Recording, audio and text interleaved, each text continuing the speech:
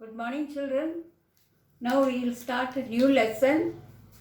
The lesson is on Engaging English textbook, page 116. Engaging English textbook, page 116, lesson 14. It's a short story and the title is The Gift of the Magi. Now the Magi refers to the wise men who came to visit baby Jesus in the manger. These wise men were led by the star to Bethlehem and they brought precious gifts of gold, frankincense and myrrh to give it to Jesus. They were very rich. But here in this story we read of a poor family who gave everything that they had for each other. The two characters in the story are Jim and Della. They wanted to give a very good present to each other for Christmas. And the problem was, being poor, they did not have money with them.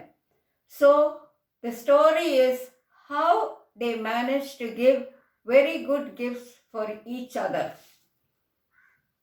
The gift of the Magi, the writer is O. Henry. In this chapter, we will read about selfless love and the value of gifts. Selfless love means loving and giving without expecting anything in return. And you might have heard of the word sacrifice. Sacrifice means giving away something which is very precious to you. It is very precious, but still you give it to somebody because somebody needs it. We will read about selfless love and the value of gifts. Understand who the Magi were. Understand the difference between for, while, and during, and practice question tags. That part is the grammar. So we will come to it at the end of the lesson. Should gifts be valued for their utility? Utility means useful. Should you give gifts to another person which is useful to him, which will benefit him? Should gifts be valued for their utility? Utility is from the word use, useful, or the thought that goes into them. The thought is the feelings, the idea, the thoughts, why you gave such a gift to that person. Which is more important, the use of the gift or the thought which was behind the giving of that gift. Read a story about a young couple with little money who want to buy each other what they most desire for Christmas. Both of them, they wanted something, but they did not have the money to buy that thing. So in this story, we read about the two people who gave each other what they wanted most for Christmas. $1.87. This is Della. We are introduced to Della here. She is the woman in the story and she is holding so much of money in her hand. $1.87. That was all. That was all the money she had. Remember, she is poor. And 60 cents of it was in pennies. Pennies is the smallest coin. 60 cents of that $1 was in that small coin. Paisa. We can compare it to our Indian money like 1 paisa, 2 paisa, like that. That was all. And 60 cents of it was in pennies. Pennies saved 1 and 2 at a time. By bulldozing the grocer and the vegetable man and the butcher until one's cheeks burned with embarrassment.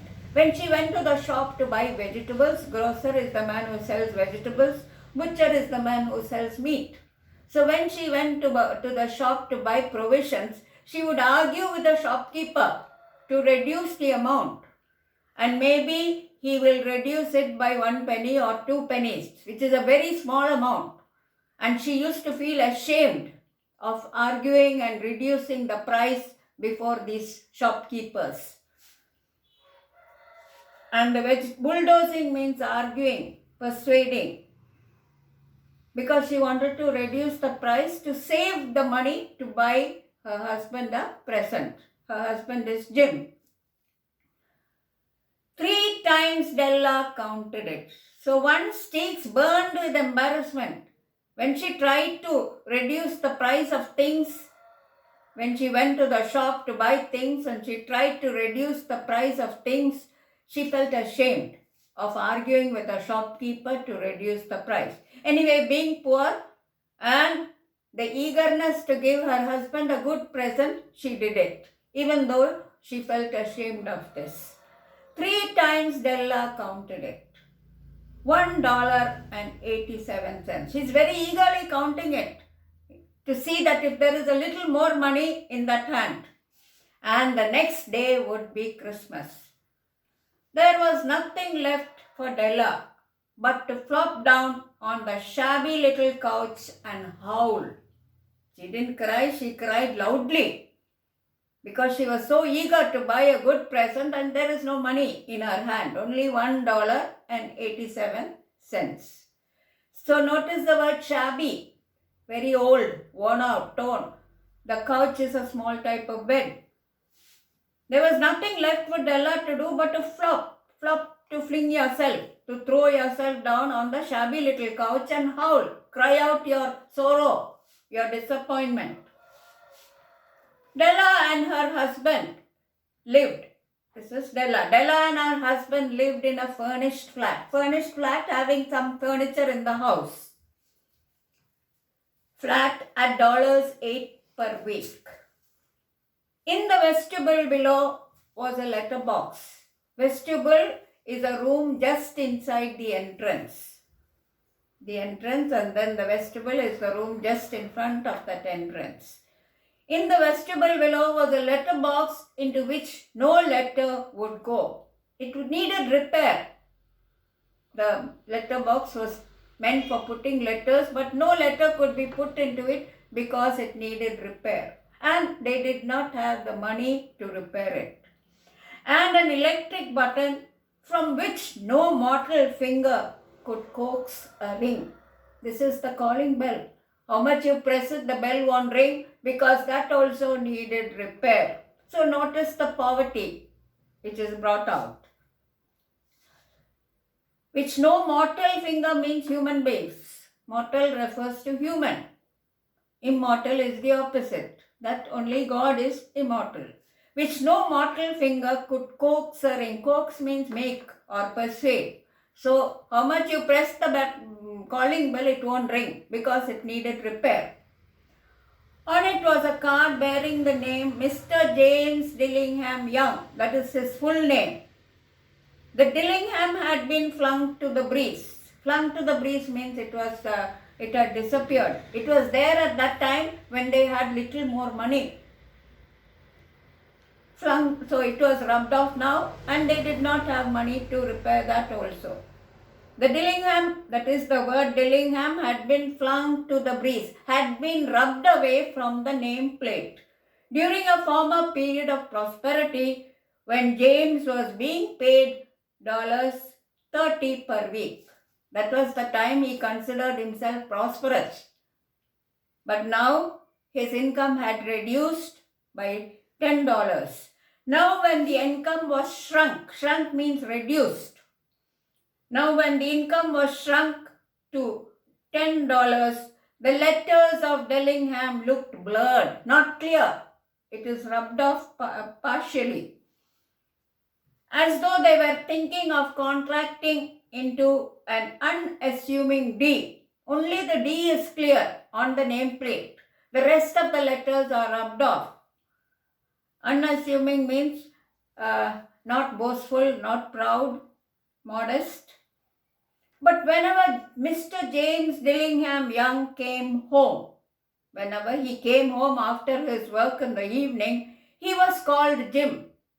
Della, his wife, addressed him by Jim and greatly hugged by Mrs. Dillingham Young. introduce to you as Della. Della finished her cry and attended to her cheeks with a powder rag. She tried to take away the tears from her face and to try to make herself look presentable. So she rubbed away her tears. She stood by the window and looked out dully at a grey cat walking a grey fence in a grey backyard. When she looked out of the window, she saw a grey cat.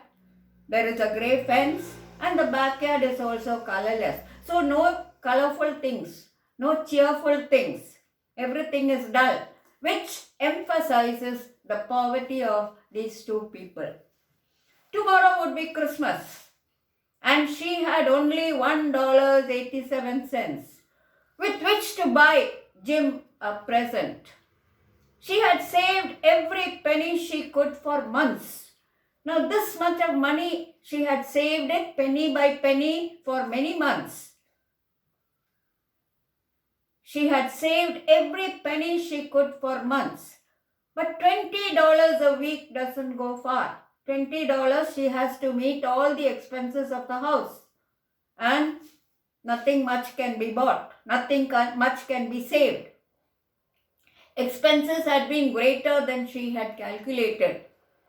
Naturally, the cost of living goes up each year, and so she had to spend more money. She was able to save only this much of money, $1.87. Many a happy hour she had spent planning for something nice for Jim.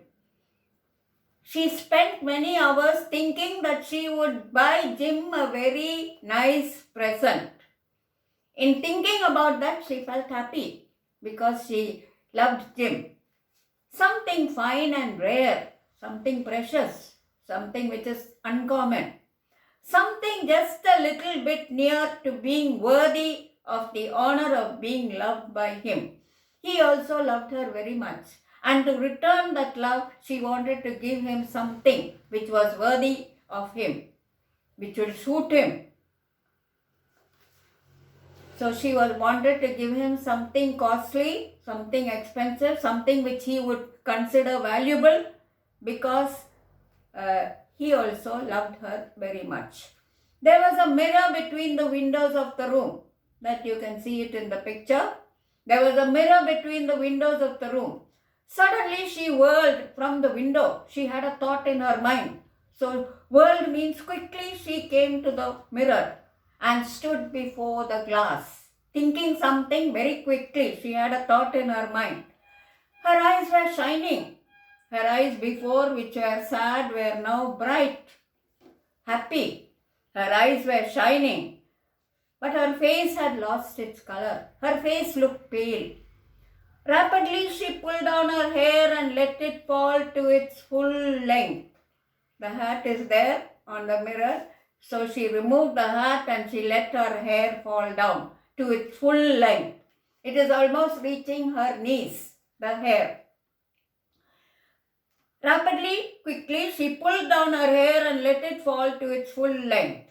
There were two possessions of the James Dillingham Young in which they took a mighty pride. Two things which they valued very much, which James and Della considered very precious.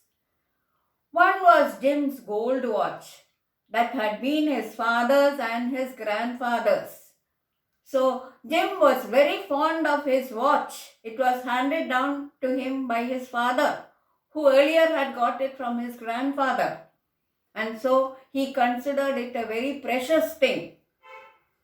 The other was Della's hair. Della was very fond of her hair. She considered it as a very precious, valuable thing. And she loved her hair very much. The other was Della's hair.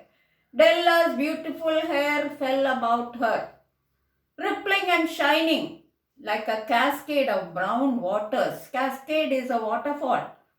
Brown water because of the mud. And her hair fell down in waves, just like the water from the waterfall. It reached below her knee. She did it up again nervously. She had let down her hair. She tied it up again, a bit anxious, a bit worried because she's planning something in her mind. She faltered only once. Faltered means hesitated, stopped. She faltered only once and stood still while a tear or two splashed on the worn red carpet. Worn means old, shabby. So all these things, the words there tell you that the couple was very poor. The author emphasizes the fact that they are poor. So one moment only she hesitated, then very quickly she began to act. Before she changed her mind, she decided to act very quickly. On went her old brown jacket and old brown hat. Again old and brown in color. She put on her jacket, she put on her hat, with a swirl of skirts and with a sparkle still in her eyes, with the world moving fast, moving quickly, because she did not want her mind to be changed. She cluttered out of the door and down the stairs to the street. She went quickly down the stairs and was in the street. In no time, she was there. Because as I said before, she did not want to change her mind. She walked on fast till she reached a signboard. Where she stopped, the sign read, Madam Sophroni, hair goods of all kinds. This is the signboard. This is the person who buys hair, sells hair, and also does makeup, prepares. Where she stopped, the sign read, Madam Sophroni, hair goods of all kinds. So she went quickly in and asked Madam Sophroni, will you buy my hair? Asked Della. Madam is surprised. I buy your hair? Said Madam. Take your hat off and let us have a look at it. Remove your hat and let me see your hair. Sophroni is very surprised that Della wants to sell her beautiful hair. Down rippled the brown cascade. The hair fell down. $20, said Madam, lifting the mass with a practiced hand. The next 2 hours tripped by on rosy wings. She was ransacking the store for Jim's present. Now with that, we will end today's session and continue tomorrow.